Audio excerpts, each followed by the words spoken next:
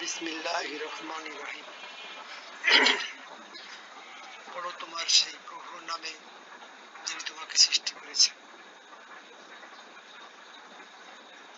একাদশ নতুন শিক্ষাবর্ষের সমাজবিজ্ঞান বিভাগের শিক্ষার্থীবৃন্দ, আসসালামু আলাইকুম। সবাইকে সুস্বাগত। আজ আমি অনলাইন ক্লাসের ক্লাস নম্বর 3 সম্পর্কে আলোচনা করতে চাই। এই পর্যায়ে প্রথমে আমার পরিচয়কে তুলে ধরি। আমি মোহাম্মদ আব্দুল সোবহান, সহকারী অধ্যাপক, সমাজবিজ্ঞান বিভাগ, জিকরগাছা মহিলা কলেজ।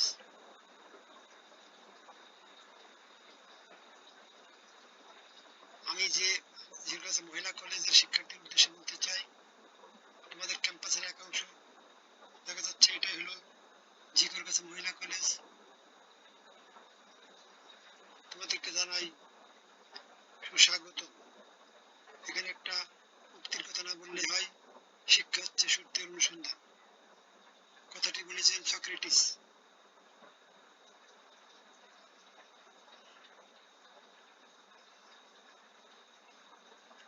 তোমাদের আর একটা জ্ঞানের কথা বলতে চাই। সুস্থ দেহে সুস্থ মন তৈরি করা হলো শিক্ষা। আর এই কথাটি বলেছেন অ্যারিস্টটল।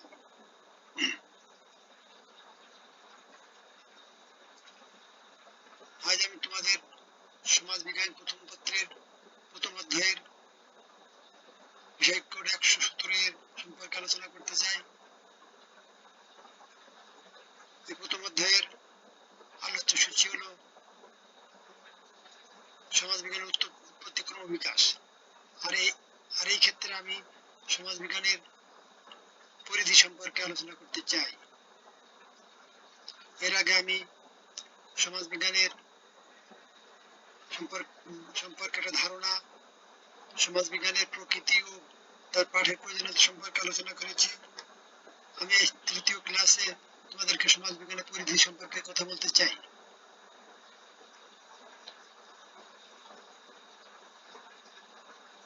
সমগ্র সমাজই হলো সমাজবিজ্ঞানের পরিধি। সমাজবিজ্ঞানের বিভিন্ন বিষয় সম্পর্কে সঠিক জ্ঞান লাভ ও অধ্যয়নের প্রয়োজনে বিভিন্ন শাখায় প্রশাখায় বিভক্ত হয়ে পড়েছে। শাখা প্রশাখাগুলি আলোচনা করলেই সমাজবিজ্ঞানের পরিধি সম্পর্কে আমরা জ্ঞান অর্জন করতে সম্ভব। নিম্নে সমাজবিজ্ঞানের পরিধি সম্পর্কে আলোচনা করা গেল।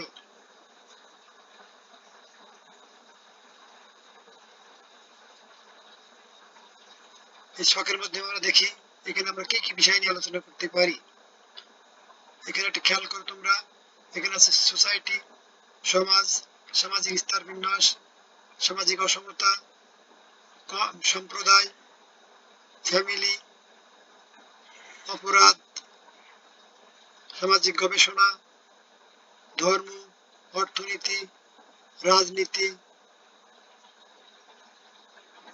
টোটাল কথা, একটা সমাজের সামগ্রিক বিষয় নিয়ে আলোচনা করা হলো সমাজবিজ্ঞানের পরিধি।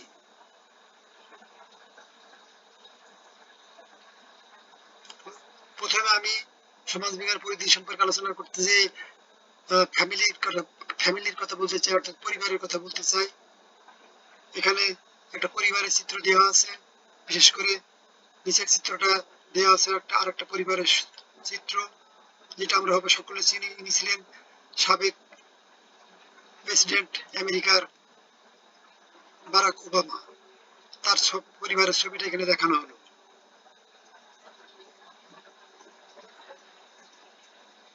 পরিবারের এ শাখায় পরিবার উৎপত্তি, প্রকারভেদ, কার্যাবলী, পরিবর্তনশীলতা, সমাজ জীবনে পরিবারের প্রয়োজনীয়তা প্রভৃতি নিয়ে অধ্যয়ন করে।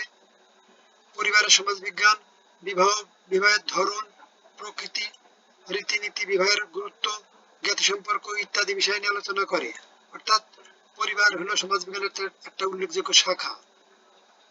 এখানে অতীতের পরিবার ব্যবস্থা কেমন ছিল, বর্তমান পরিবার ব্যবস্থা পরিবর্তনের ধারায় কিভাবে চলে এসেছে এবং বর্তমান পরিবার ব্যবস্থা কেমন আছে সেই সম্পর্কে আলোচনা করে। তাছাড়াও পৃথিবীর বিভিন্ন দেশে বিভিন্ন ধরনের পরিবার দেখা যায়। আমাদের বাংলাদেশের ক্ষেত্রে যদি আমরা লক্ষ্য করি, এখানে আমরা বিভিন্ন রকমের পরিবার দেখতে পাই। যেমন উপজাতি তারও একটা পরিবার, আর আমরা বাঙালি আমরা একটা পরিবার। এভাবে বিভিন্ন পরিবার নিয়েই এই সমাজ গড়ে উঠেছে। আমরা প্রত্যেকে কোনো না কোনো পরিবারে বসবাস করি, আর এই পরিবার নিয়ে আলোচনা করাই হলো সমাজ বিজ্ঞানের আলোচ্য বিষয়। এখানে একটা চিত্র দেখা যাচ্ছে, এটা একটা মিছিলের চিত্র, আন্দোলনের চিত্র। এটাকে বলা হয়, এখানে আরেকটা চিত্র দেখা যাচ্ছে, এই চিত্রটা হলো সংসদ ভবন, অর্থাৎ রাজনৈতিক সমাজ বিজ্ঞান। রাজনৈতিক সমাজ বিজ্ঞানের এই শাখায় রাষ্ট্রের উৎপত্তি, ক্রমবিকাশ, প্রকারভেদ, রাষ্ট্রীয় সম্বন্ধে সংগঠন, রাষ্ট্রীয় সম্বন্ধীয় তত্ত্ব ইত্যাদি নিয়ে আলোচনা করে। এ শাখায় বিভিন্ন দেশের রাজনৈতিক ব্যবস্থা, সরকার ব্যবস্থা, রাজনৈতিক উন্নয়ন, রাজনৈতিক আদর্শ, রাজনৈতিক পরিবর্তন ইত্যাদি সম্পর্কে তুলনামূলক আলোচনা করে। অর্থাৎ একটা রাষ্ট্রকে পরিচালনা করার জন্য রাজনীতির প্রয়োজন আছে। এখানে গণতান্ত্রিক পর্যায়, ভোটের মাধ্যমে যা কারা ক্ষমতায় থাকবে এবং কারা বিরোধী দল থাকবে তা ভোটের মাধ্যমে নির্বাচিত হয়ে ক্ষমতায় যায়। যারা ক্ষমতায় যায় তাদেরকে বলা হয় এলিট পার্সন, আর যারা ক্ষমতার বাইরে থাকে অর্থাৎ বিরোধী দল, এদেরকে বলে নন এলিট। অর্থাৎ রাজনৈতিক সমাজ বিজ্ঞানের একটা উল্লেখযোগ্য শাখা। এই শাখায় রাজনীতি সম্পর্কে সামগ্রিক বিষয় নিয়ে আলোচনা করে।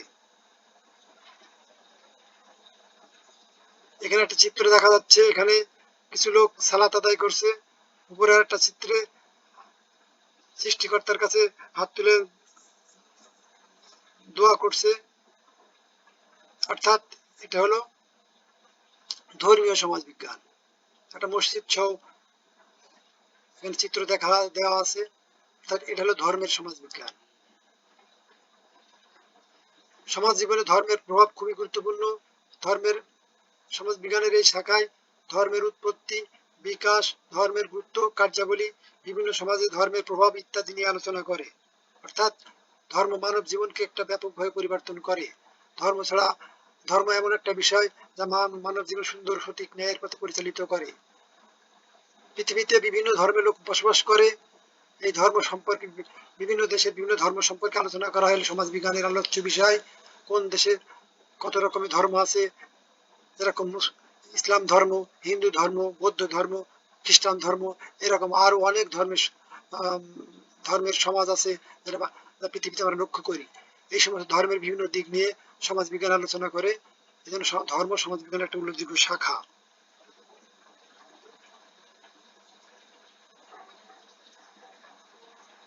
সমাজতাত্ত্বিক মতবাদ। প্রত্যেক সমাজবিজ্ঞানী একটি তাত্ত্বিক দৃষ্টিভঙ্গি দ্বারা পরিচালিত। সমাজবিজ্ঞান সমাজতাত্ত্বিক মতবাদ সম্পর্কে আলোচনা করে। সমাজতাত্ত্বিক মতবাদ সমাজবিজ্ঞানের বিভিন্ন পদ, প্রত্যয়, তত্ত্ব, নীতি ও জীবনযাত্রা সম্পর্কে বিচার বিশ্লেষণ ও ব্যাখ্যা প্রদান করে। এই জন্য সমাজতাত্ত্বিক মতবাদ সমাজবিজ্ঞানের একটা উল্লেখযোগ্য শাখা। এখানে একটা চিত্র দেখা যাচ্ছে, এটা হলো একটা গ্রামের ছবি, অর্থাৎ গ্রামীণ সমাজ বিজ্ঞান, রুরাল সোসাইটি। এখানে চিত্রে ফসল কাটছে, কেউ ফসলের কাটা সহযোগিতা করছে, এটা হলো গ্রামীণ সমাজ বিজ্ঞান।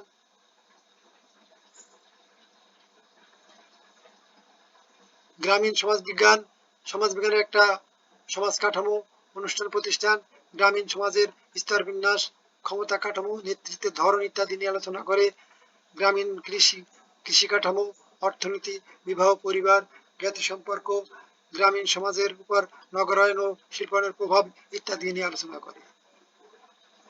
যেহেতু আমরা বাংলাদেশে বসবাস করি, এখানে প্রায় 85% লোক গ্রামে বসবাস করে। এই সমস্ত গ্রামের অবস্থা কেমন, গ্রামের অবস্থা, মানুষের জীবনযাত্রা কেমন, তারা মানে কিভাবে তারা গ্রামে সকলকে মিলেমিশে বসবাস করে, সেখানে কত ধরনের লোক বসবাস করে, সেই সমস্ত সম্পর্কে গ্রামীণ সমাজ বিজ্ঞান আলোচনা করে। গ্রামীণ সমাজ বিজ্ঞানের একটা উল্লেখযোগ্য শাখা।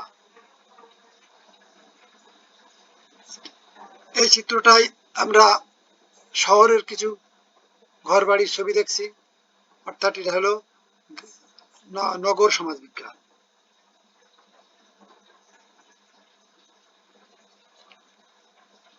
নগর সমাজবিজ্ঞান নগরের উৎপত্তি, ক্রমবিকাশ, নগর সমাজ কাঠামো, নগর সমাজের জীবনযাত্রা প্রণালী, নগরের বিভিন্ন অনুষ্ঠান প্রতিষ্ঠান নিয়ে আলোচনা করে।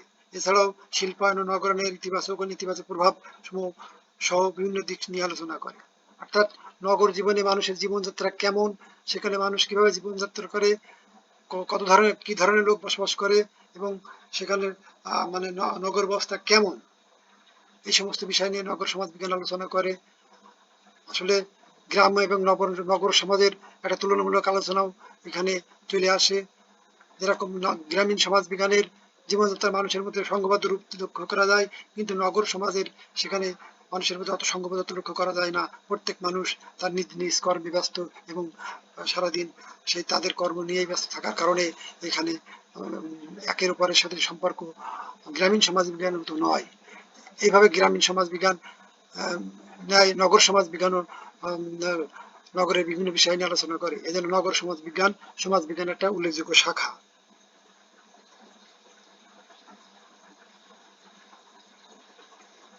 সমাজতাত্ত্বিক চিন্তা, সমাজতাত্ত্বিক চিন্তা সমাজ বিজ্ঞানের একটা উল্লেখযোগ্য শাখা। সমাজ চিন্তার দীর্ঘ আলোচনা সমাজ বিজ্ঞানকে অনেক বেশি সমৃদ্ধ করেছে। সমাজ বিজ্ঞানের একটি অন্যতম গুরুত্বপূর্ণ গবেষণার ক্ষেত্র হলো সমাজ চিন্তা। সমাজ বিজ্ঞানের শাখায় বিভিন্ন যুগের দার্শনিকদের বিভিন্ন, বিশেষ করে Plato, Aristotle, Hobbes, Locke, Rousseau, Ibn Khaldun, Vico, Auguste Durkheim, Karl Marx, Max Weber প্রমুখ সমাজবিজ্ঞানীদের দর্শন ও তত্ত্বের বিভিন্ন কথা উল্লেখ করা যায়। যেরকম আমরা যদি ইবনে খালদুনের কথা বলি, তিনি সমাজবিজ্ঞান আলোচনার ক্ষেত্রে আসাবিয়ার কথা বলেছেন, তার আল ইমরানের কথা বলেছেন। আমরা যদি অগাস্টের কথা বলি, এখানে তিনি সমাজের স্তরের কথা বলেছেন, সমাজের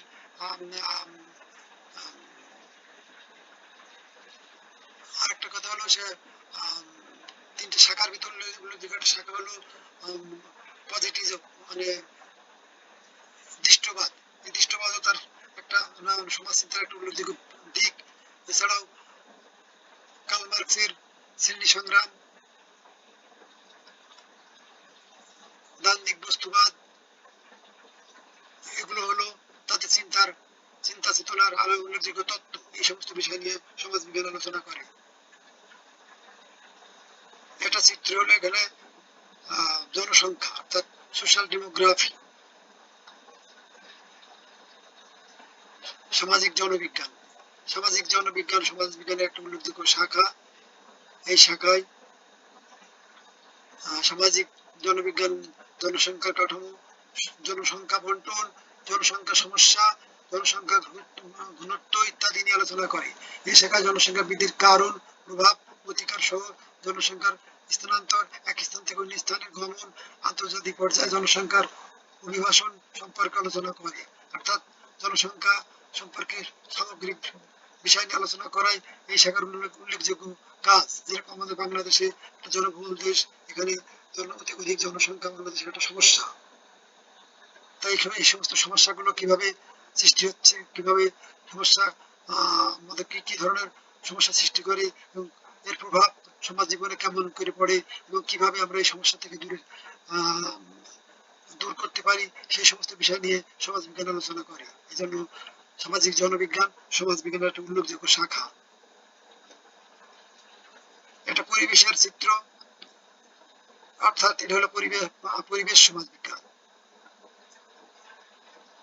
পরিবেশ সমাজ বিজ্ঞান সমাজ বিজ্ঞানের একটা উল্লেখযোগ্য শাখা। পরিবেশ সমাজ বিজ্ঞান মানব জীবনের পরিবেশের প্রভাব নিয়ে আলোচনা করে। এটি সমাজ জীবনে নগরায়ন, শিল্পায়ন, জনসংখ্যা, প্রাকৃতিক দুর্যোগ ইত্যাদির প্রভাব এবং নিয়ে অনুসন্ধান চালায় এবং কিভাবে পরিবেশকে সুন্দর ও সুষ্ঠু রাখা যায়, কিভাবে পরিবেশটা নষ্ট হচ্ছে, সে নষ্ট পরিবেশ থেকে আমরা কিভাবে ফিরে এসে একটা পরিবেশকে সুন্দর করতে গড়ে তোলা যায়, সেই সমস্ত বিষয়ে আলোচনা করা হল পরিবেশ সমাজ বিজ্ঞানের অন্যতম কাজ। এই জন্য পরিবেশ সমাজ বিজ্ঞানের একটা উল্লেখযোগ্য শাখা। এছাড়াও এখানে বায়ু দূষণ, শব্দ দূষণ, পানি দূষণ, মাটি দূষণ ইত্যাদি নিয়েও গবেষণা চালায় এই পরিবেশ সমাজ বিজ্ঞানের এই শাখায়। কালচার অফ সোশিওলজি অর্থাৎ সাংস্কৃতিক সমাজবিজ্ঞান। সংস্কৃতি সমাজবিজ্ঞানের একটা উল্লেখযোগ্য শাখা। সমাজবিজ্ঞানের ভাষায় সংস্কৃতি হলো সামগ্রিক জীবন প্রণালী। সমাজবিজ্ঞানের একটি শাখা হলো সংস্কৃতি সমাজবিজ্ঞান।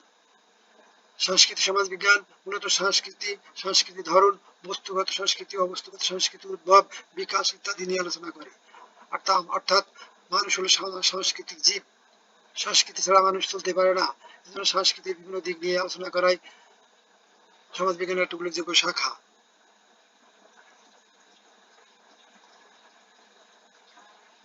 শিক্ষার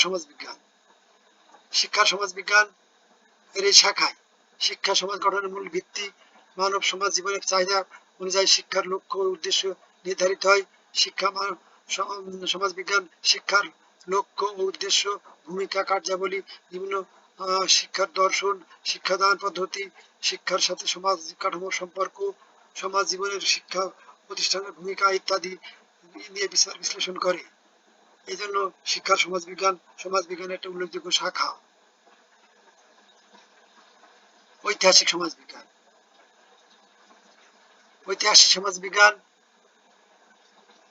সমাজ জীবনের প্রতিটি সমাজই উদ্ভব বিকাশের ইতিহাস রয়েছে। কোন সমাজে একদিনে বর্তমান অবস্থা উপনীত হয়নি। ঐতিহাসিক সমাজবিজ্ঞান সমাজের উদ্ভব, বিকাশ, মানুষের জীবনযাত্রা সম্পর্কে গবেষণা করে এবং বর্তমান সম্পর্কে দিক নির্দেশনা প্রদান করে। অর্থাৎ অতীত নিয়ে আলোচনা করাই সমাজবিজ্ঞানের এই শাখার উল্লেখযোগ্য কাজ।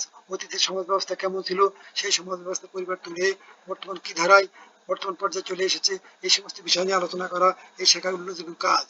এই জন্য ঐতিহাসিক সমাজবিজ্ঞানের একটি উল্লেখযোগ্য শাখা। অর্থাৎ এইগুলো হলো মোটামুটি আমাদের সমাজবিজ্ঞানের পরিধি। এছাড়া আরো অনেক কিছু আছে যেগুলো আমরা বই পড়লেও জানতে পারবো। এই পয়েন্ট সহ এগুলো যদি আমরা ধারণা করি এবং সেগুলো যদি আমরা বারবার পড়ি এবং জ্ঞান রাখি, তাহলে আমরা সমাজবিজ্ঞানের পরিধি সম্পর্কে সঠিক জ্ঞান অর্জন করতে পারবো। অর্থাৎ যেরকম সমাজবিজ্ঞান যে যত অধ্যয়ন করবে তার সম্পর্কে তার পৃথিবীর মানে বিভিন্ন জ্ঞান সম্পর্কে তার পরিধি বেড়ে যাবে। এই জন্য আমরা বেশি বেশি সমাজবিজ্ঞান অধ্যয়ন করব এবং সেই সাথে আমাদের জীবনকে গড়ে তুলবো, এই আশা ব্যক্ত করি আমি আমার আজকের এই অনলাইন ক্লাসের 3য় ক্লাস এখানে শেষ করছি। জাযাকাল্লাহ খাইরান।